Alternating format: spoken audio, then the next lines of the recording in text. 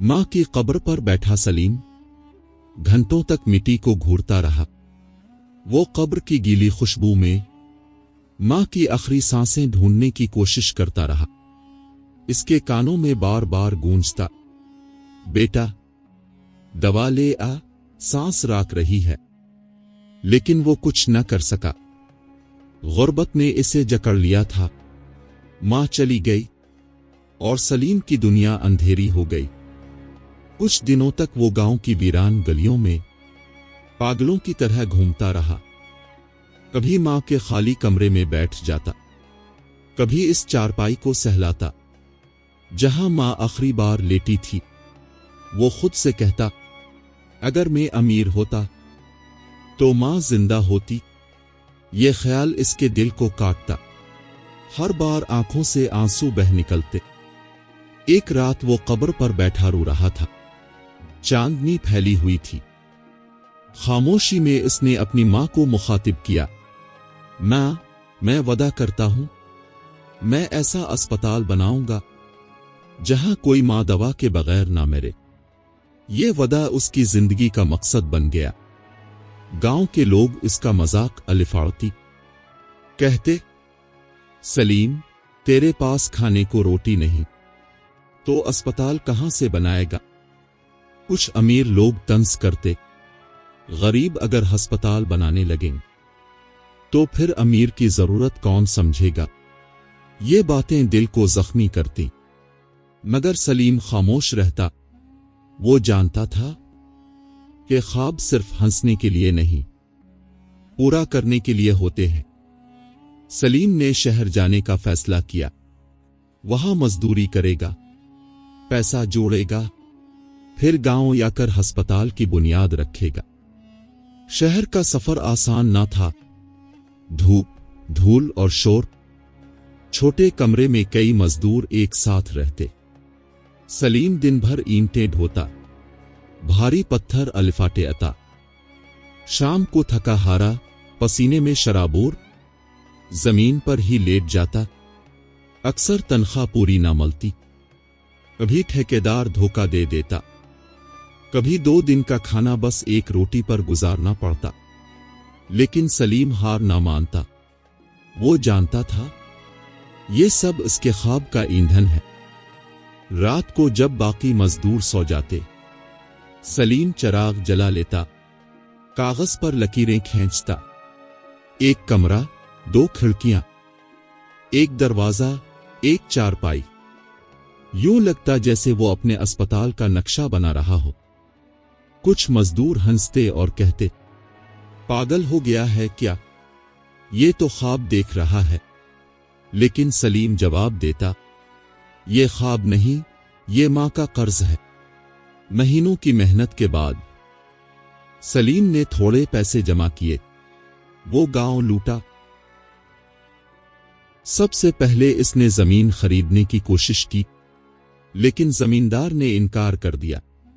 वो गुरूर से बोला, ये जमीन तुझे नहीं मिलेगी। अगर अस्पताल बन गया तो लोग हमारे आगे झुकना छोड़ देंगे। ये सुनकर सलीम के आंसू निकल आए, लेकिन इसने हिम्मत न हारी। उसने गांव के कोने पर एक छोटी सी कच्ची जमीन खरीद ली। वहां उसने पहली ईंट रखी और दिल में कहा, मां, ये ईंट तेरे ख्वाब की बुनियाद है। शुरू में उसका अस्पताल एक झोंपड़ी से ज्यादा कुछ न था। बांस की दीवारें, मिट्टी का फर्श और एक पुरानी चारपाई।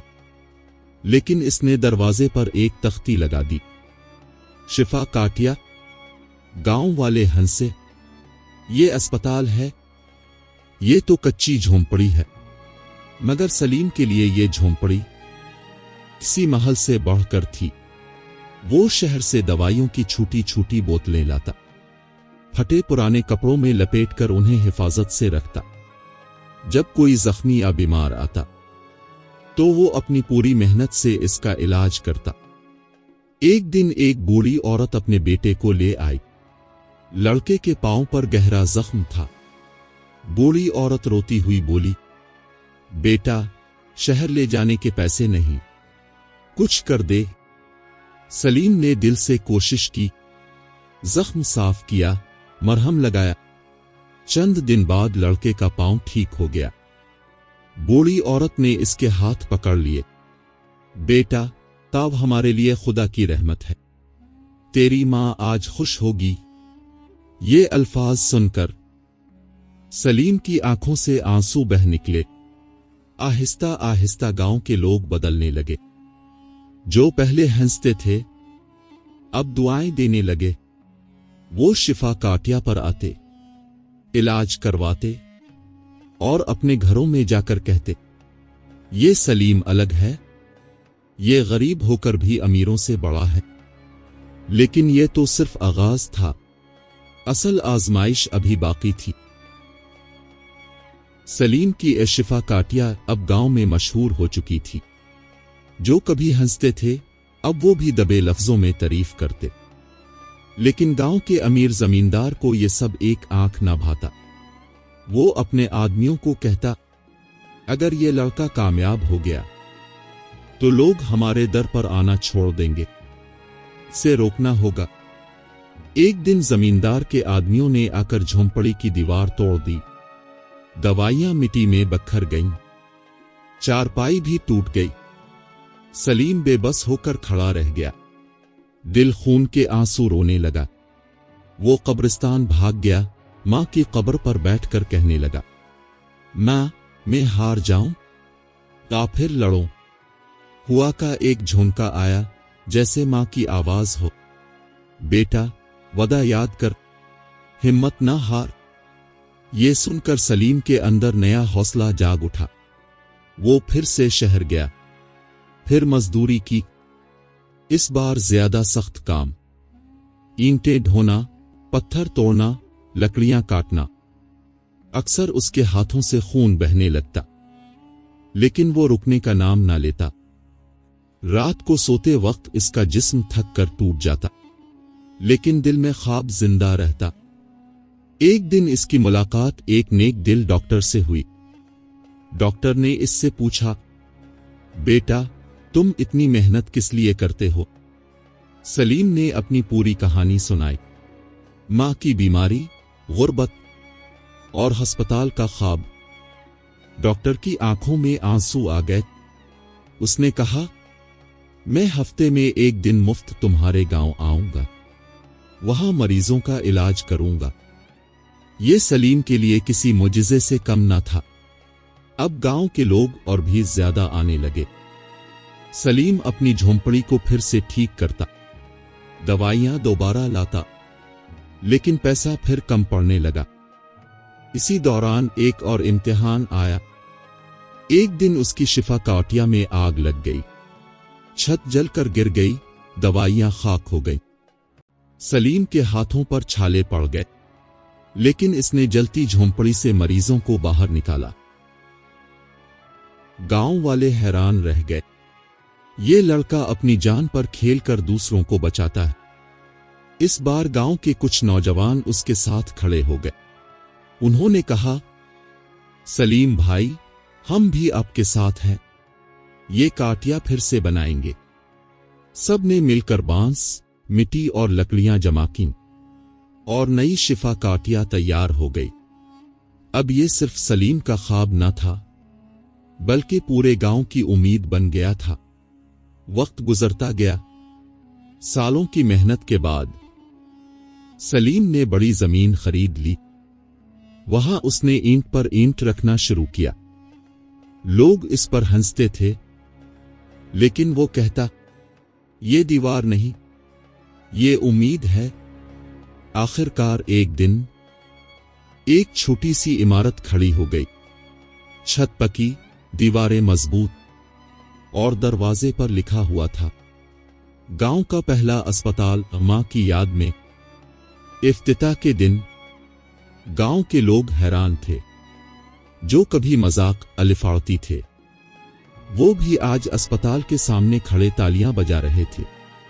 سلیم نے دروازے پر کھڑے ہو کر کہا، یہ اسپتال میرا نہیں، یہ ان ماؤں کا ہے جو غربت میں تڑپتی ہیں، یہ ان بچوں کا ہے جو علاج کے بغیر مر جاتے ہیں، یہ ان غریبوں کا ہے جن کے پاس امید کے سوا کچھ نہیں۔ لوگوں کی آنکھوں میں آنسو آ گئے۔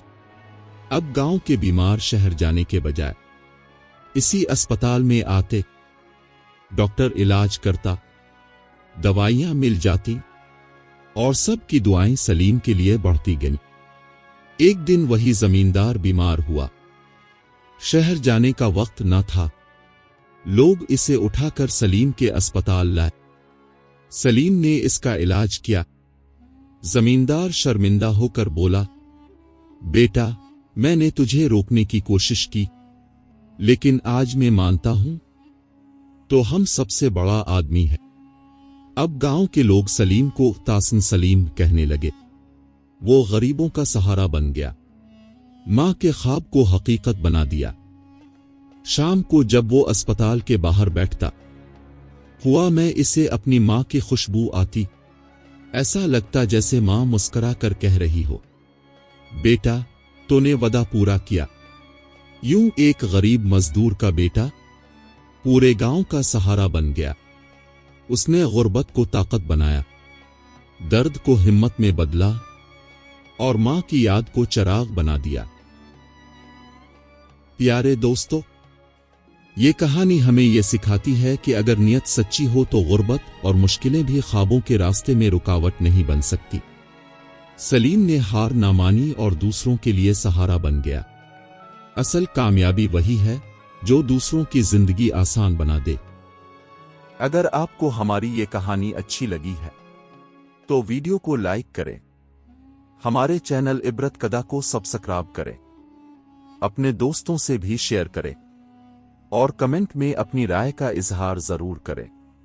ملتے ہیں اگلے واقعے کے ساتھ۔ اللہ حافظ۔